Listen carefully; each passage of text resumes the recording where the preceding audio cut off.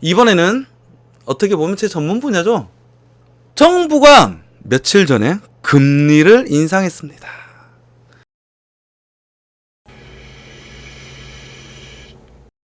지금 이사 말이 바뀌었지만 초창기에 금리를 인상하는 이유가 무엇이었냐? 부동산을 잡겠다 했어요. 미친놈들이다. 제가 금리 인상 처음에 뉴스 나왔을 때 이 얘기를 했었죠. 야, 이거 씨발 금리 인상한다고 부동산 못 잡는다. 오히려 부작용만 졸라게 커질 것이다. 그리고 헛개비 같은 투기꾼의 논리는 맞지 않다. 집값이 오르는 이유는 주거불안이다. 주거불안은 왜 일어나는가? 임대가가 상승하기 때문이다. 전세 매물이 줄어들기 때문이다. 그러하기 때문에 전세 살고 있던 인구들이 전세가에 돈을 보태서 외곽지에 있는 아파트를 매입하는 거다. 때문에 집값이 오르는 것이다. 때문에 값싼 아파트부터 올라가는 거고, 값싼 아파트가 올라가면 비싼 아파트도 덩달아 올라가고, 비싼 아파트가 올라가면 올라간 아파트만큼 임대가가 또다시 끌어당겨준다 라는 것이 저의 논리입니다. 투기꾼은 개구라다. 그런데 씨발 새끼들은 아직도 그 미련을 못 버렸어. 그 부동산 판타지를 못 버렸어. 그리고 그 부동산 판타지 무협지를 졸라게 팔아서 유튜브로 떡상한 새끼들이 있죠. 누구냐? 라이트하우스나 쇼킹 부동산, 그리고 도봉 박홍기다. 이 새끼들 쇼킹 부동산 좀 일해본 것 같아. 근데 요 두 새끼가 지금 40만, 한 놈은 10만 넘었나? 그런 것 같은데 요 새끼를 좆도 모른다. 부동산 책으로 인터넷으로 공부한 새끼들이다. 그러니까 좆도 모르고 현실과 지금 대가리 속에 괴리를 극복하지 못하니까 만들어낸 논리가 무엇이냐? 투기꾼이다. 투기꾼이 집값을 올린다. 여러분, 이거 졸라게 허황된 얘기입니다. 지금까지 제가 부동산 작년부터 유튜브를 조금씩 올렸는데 전부 다 제 말대로 이루어졌잖아. 제 말 하나도 안 틀리고 이루어졌다. 그리고 제가 올 봄에 이 새끼들 4.2 대책 이후에 부동산 앞으로 폭락한다 저 새끼들 떠들 때도 뉴스에선 보합세 부동산 앞으로 내릴 것, 그럴 때도 아니다, 부동산 오를 것이다. 저 새끼들 지금 주택 공급 이야기 얘기하는데 될 수가 없는 이야기다. 택지 개발 주고 빈 땅에다 짓는데도 토지 보상에만 5년이 걸리고 아파트 올라가는데 보통 2년 반씩 걸리니까 8년 이상 걸린다. 그런데 이것을 서울시 내에 강제 수용 정책을 펼치겠다는 것이 4.2 대책인데 불가능한 얘기다. 빈 땅에도 5년씩 걸리는데 어떻게 서울 도심지에 조합원이 그렇게 많은데 그것이 5년 내에 이루어지고 그 택지개발지구와 같은 오히려 더 빠른 속도로 진행될 수 있단 말인가? 이것은 거짓말이다. 대국민 사기다. 300만 가구 개구라다 라는 이야기를 했어요. 그리고 이 새끼들 지금 이것이 지어지고 난 뒤에 입주할 아파트를 선분양한다는데 미리 분양을 해서 어떤 대기 수요를 늘리겠다는데 이것은 오히려 전세난을 더욱더 폭등시킬, 더욱더 불을 지를 실책이다. 오히려 이 새끼들의 병신 정책과 대국민 사기극이 부동산 폭등을 더욱더 부채질할 것이다 라는 이야기를 제가 봄에 쏟아냈습니다. 거의 그대로 가고 있다. 그런데 더 골까는 거는 이 미친놈들이 이 상황에, 안 그래도 상승하고 있는 이 상황에 무엇을 하느냐? 금리 인상을 때렸다. 그러면서 뭐라고 씨부린지 볼까요? 노영우 국토부 장관, 금리 인상 집값 안정에 도움이 될 것이다. 제가 얘기했었죠. 이 새끼 처음에 국토부 장관 앉기 전부터 저 새끼 국토부 장관이 위장전입이랑 부동산 투기랑 별별 부패하고 능력 없는 씹새끼 같은데 이런 놈 안 치는 것이 맞느냐라고 했는데 결국엔 기어코 안 쳤죠. 제가 그 당시에 이 얘기도 했습니다. 국토부 장관은 쟤를 안 칠 수밖에 없을 것이다. 왜냐면 국토부 장관이 가지는 권한이 크기 때문에 지 말만 듣고 저 똥꼬만 쪽쪽 빠는 새끼를 어떻게든 임명 강행할 것이다 라고 제가 예측을 했는데 그 예측이 그대로 맞아서 저 새끼가 임명이 됐는데 아니야 다를까 좆도 능력 없는 씹새끼다. S파이팅님 안녕하세요. 좋은 아침입니다. 싱그러운 아침이에요. 그 능력 없는 새끼가 씨부리는 게 뭐야? 금리 인상이 집값 안정에 도움을 줄 것이다. 자, 단 며칠 만에 어떤 일이 일어나는지 한번 봐볼까요? 자, 9월이 잔금일인데 주택담보대출 거절당했다. 계약금을 날릴 판. 야, 이거 무슨 일이야? 무슨 일이고? 여러분, FRB나 은행에서도 금리 올리기 전에 미리 입지를 한다. 왜냐하면은 금리는 조심스럽게 손을 대야 됩니다. 부작용이 굉장히 크고 그 파급력이 엄청나다. 그리고 사회 안정망 밖으로 벗어난 소외 계층일수록 그 피해 규모는 상상을 초월한다. 어떻게 보면 이 경제를 망가뜨릴 수 있는 큰 파급력을 끼친다. 그렇기 때문에 아주 조심스럽게 다뤄야 되는 것이고 미리 신호를 주고서 해야 되는데 이 미친놈들이 갑자기 헛개비 같은 투기꾼들을 잡겠다면서 갑자기 은행권에 압력을 넣어서 대출을 잠가버렸다. 그러니까 이런 사태가 벌어지는 거지. 9월 잔금인데 시민들이 계약금 날판 이거는 상황 좋은 사람이 그나마 저녁 7시 대출 불가 통지받아 제2금융권의 희망이 됐다. 1금융권에서 거절이 되면 어디 가냐? 2금융권, 3금융권 그래도 안 되면 어디 가느냐? 사채지. 사채 시장으로 흘러들어간다. 그리고 인터넷 뱅킹 그런 식으로 작년이었나? 작년 말에 이런 식으로 LTV, DTI, 요렇게 DSR 요렇게 잠그면서 전부 다 인터넷 뱅킹으로 흘러들어간 거 아니야. 그러면서 카카오뱅크가 떡상을 해버리고 K뱅크가 떡상을 해버린 거 아니야. 미친놈들이다. 일부러 이러는 것 같다니까 진짜. 그래서 이 사람들이 2금융권, 3금융권으로 내려가면 어떻게 돼? 지금 우리 대출이 계산하기 좋게 그냥 2% 3%대라고 잡읍시다. 그러면은 금융권이 한 개씩 내려갈 때마다 1%씩 붙는다. 그러면 어떻게 될까? 그러면은 2%대인데 1%가 붙어요. 3%가 되는 거야. 50%가 늘어나는 겁니다. 밑으로 내려갈수록 더. 그리고 신용 대출. 어떤 자기 신용이 낮은 사람일수록 더욱더 거대한 이자가 붙게 된다. 그럼 그 사람들 어떻게 될까? 버틸 수 있을까? 저는 버티기 굉장히 힘들어진다. 거기다가 안 그래도 메로나 사태로 인해서 자영업자들 굉장히 힘드는데 이자 부담, 금융 부담이 커지면 이 사람들은 어떻게 되는가? 돈이 없잖아. 돈이 없어지냐? 금융 비용으로 지출이 많아지니까. 그러면 소비가 위축된다. 소비가 위축되면 자영업자, 우리나라 작은 중소기업들 경제 전반적으로 악영향을 미치게 될 것이다. 그리고 3억짜리 신혼집도 전세대출 받기 힘들어. 정부 인식은 가계부채의 원인은 부동산 대출이다 이거야. 족가고 있네. 제가 요 얘기도 전에 작년에인가 했을 거예요. 실제 통계는 정반대다. 주택담보대출 비율 최저 수준. 미친 소리다.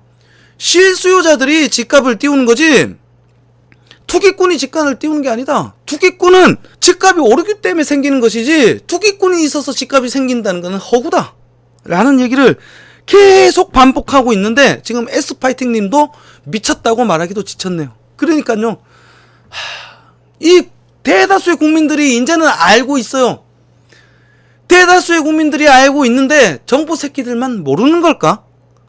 알고도 저질할 병 떤다라고 생각합니다. 그리고 보세요. 지금 제가 말한 이야기들 그대로 실현되고 있다. 대출 막차를 잡아라. 은행 신용대출 일주일 새 6배 폭증. 연봉 이내로 축소되자 가수요가 몰렸다. 3대 은행 신용대출 전주 2조 9천억이 상승됐고 마통항도도 1억에서 5천만원으로 반토막. 전주 대비 신규 개설 2조 7천억으로 늘어. 한도 축소에 이어 10월 대출금리 오를 듯. 불안한 직장인 고소득자 일단 바꿔보자. 참 어떤 국민들 이 양털 깎이죠. 국민들을 금융시장의 노예로 지금 팔아넘기고 있다. 무섭습니다. 그리고 제가 이제 윤석열 지지하는 이유 중에 하나도 이제 이런 얘기들을 했었죠. 윤석열은 사모펀드 손대다가 망가진 인물이다. 론스타라든지 엘리엇이라든지 윤석열의 특검 조사할 때 언론과 정치권에서 윤석열의 특검을 굉장히 때렸습니다. 결국에는 먹튀를 실현시켜줬고요. 그 당시에 항명하다가 윤석열이 모가지가 날아간 인물입니다. 저는 이 대한민국의 모든 산업 기반과 어떤 국민들의 정상적인 경제 활동을 뒤에서 잡아먹고 있는 큰 세력 중에 하나가 사모펀드라고 저는 생각합니다. 우리나라 버블, IT 버블 세대 때 자라나온 사모펀드 얘들이 주식 주가 조작을 하고 있고 주식 작전 세력에도 엄청나게 손을 뻗치고 있고 이제는 부동산, 기업 MMA 요런 세력으로 성장하여서 정치권에도 돈을 많이 대고 있다. 그 어떤 세력, 그래서 나도 해볼까 해서 했던 것이 친노 새끼들이 집잡한 것이 라인펀드, 옵티머스 펀드, 그리고 VIK 여기 이제 주가 조작까지 참여했었죠. 요것이 무엇이냐? 신라젠이다. 신라젠이다. 그리고 조국이 직접 운영했던 조국펀드, 그리고 조국펀드가 투자했던 잘 알고 있는 것이 버닝썬, 이렇게 다 연결되는 구조들 아닙니까? 그래서 저는 사모펀드 새끼들을 때려잡아야 된다. 그런데 이번 정권 들어서 사모펀드에 대한 구정만 자꾸 펼쳐주고 있어. 그래서 사모펀드가 이제 대기업에도 진출할 수 있게끔 대기업 기업 정보, 그리고 기업 정보 완전 공개, 그리고 대기업 경영권에 대한 침탈도 가능하게 열어줬어요. 이걸 다 설명하면 좀 길어지니까 그냥 지분을 조금 갖고 있어도 대기업한테 무작위로 소송 걸 수 있게 만들어주는 거야.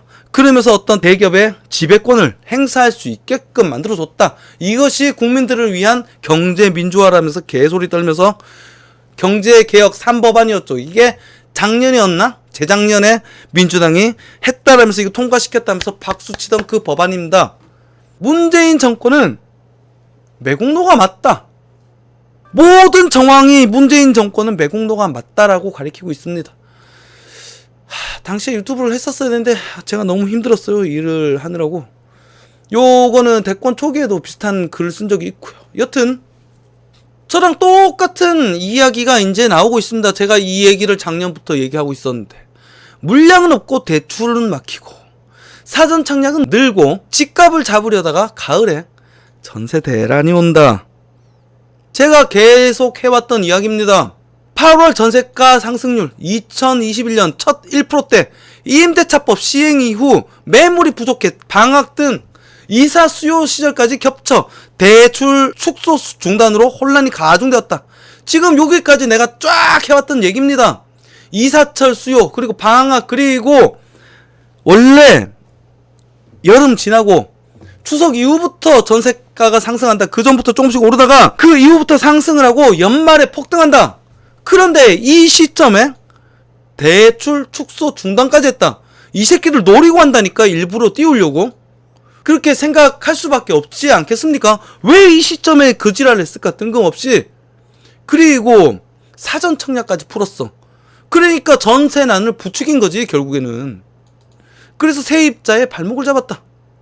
그래서 이건 앞서 봤던 그 내용이죠. 대출, 서민들이 금융의 노예로 팔려가고 있다.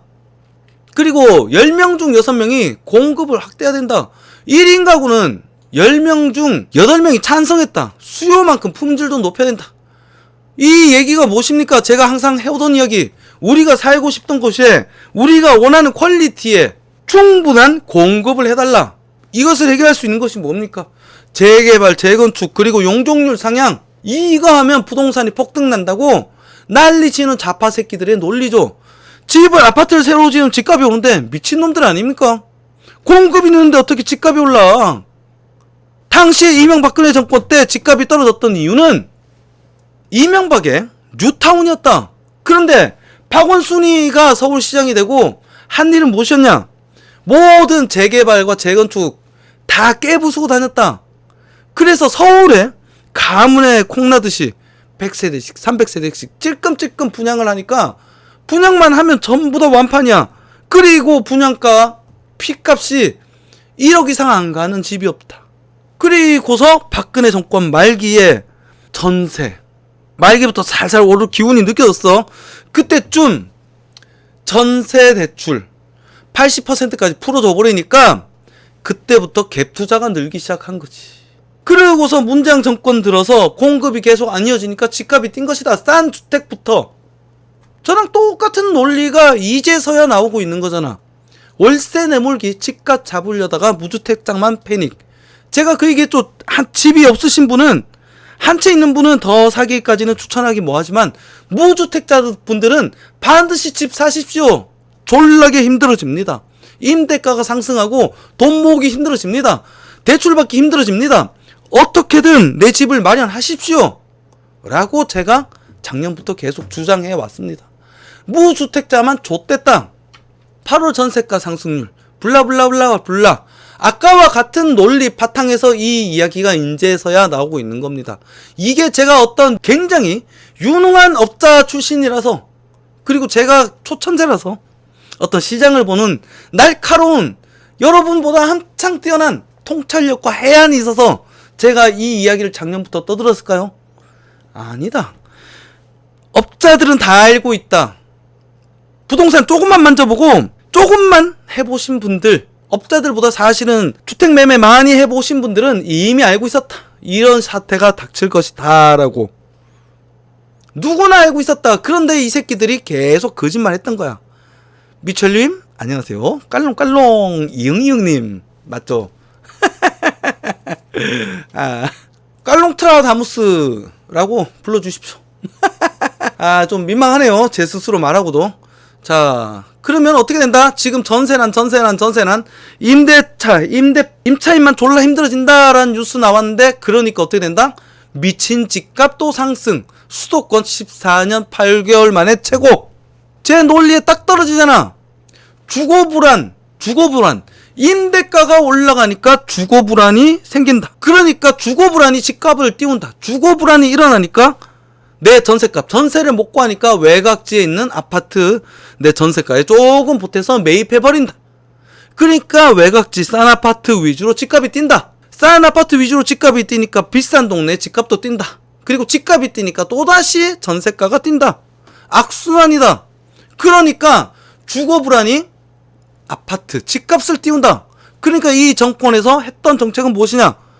헛개비 같은 투기꾼을 잡겠답시고 세금을 올리니까 사지도 팔지도 못하게 만들어 놨으니 못 판 상태에서 자꾸 세금만 내야 되니까 임대가가 뛴다. 당연히 세의 정가지, 세가의 정가다.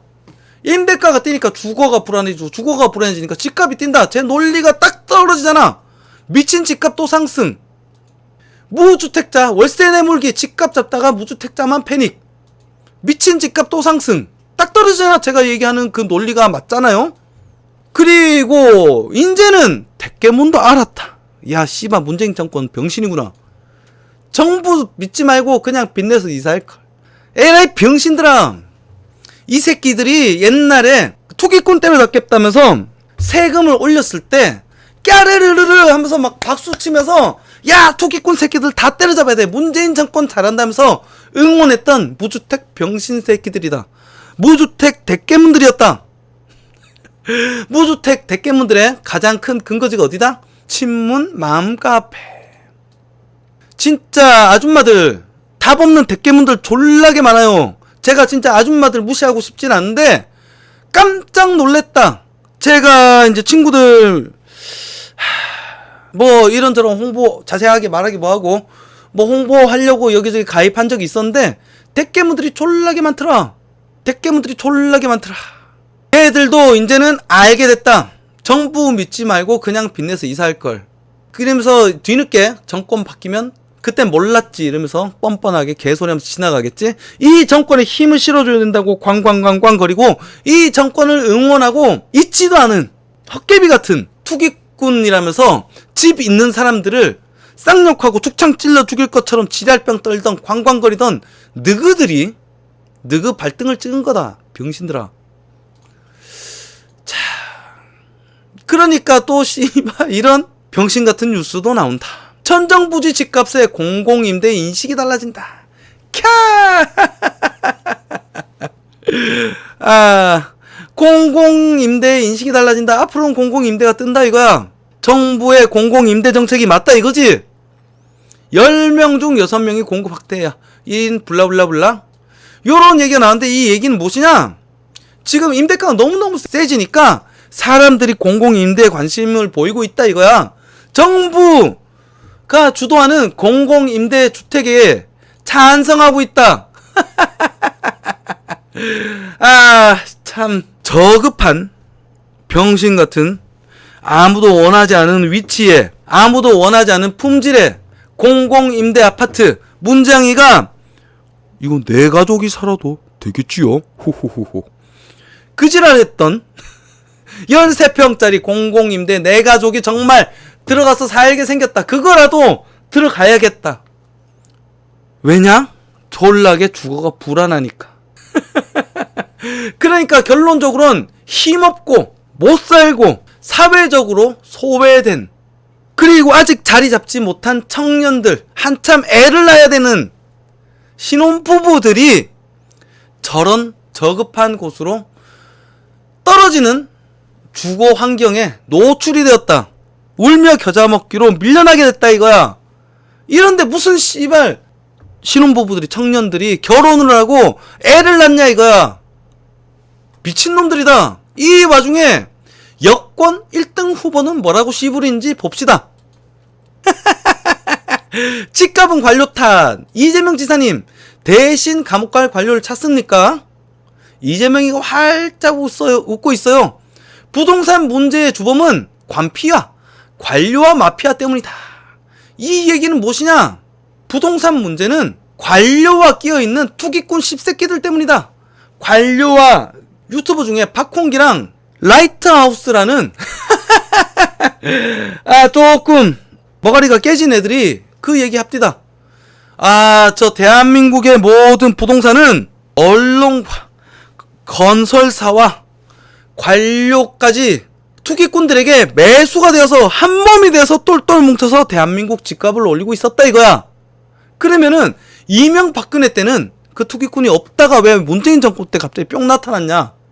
말이 되는 소리를 하라고. 이명박근혜 때는 쫄라게 주택을 공급해서 주택 상승률이 안정이 됐다.